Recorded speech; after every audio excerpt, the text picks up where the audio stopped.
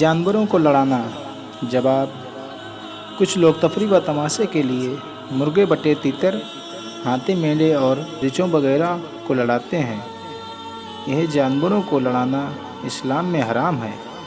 حدیث میں ہے، رسول اللہ صلی اللہ تعالیٰ علیہ وسلم نے جانوروں کو لڑانے سے منع فرمایا، اور یہ جانوروں کو لڑانا ان پر ظلم ہے۔ آپ کی تو تفریح ہو رہی ہے اور ان کا لڑتے لڑتے کام ہوا جا رہا ہے۔ مذہب اسلام اس کا روادار نہیں۔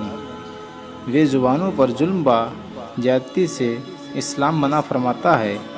کبوتر بازی بھی ناجائز ہے۔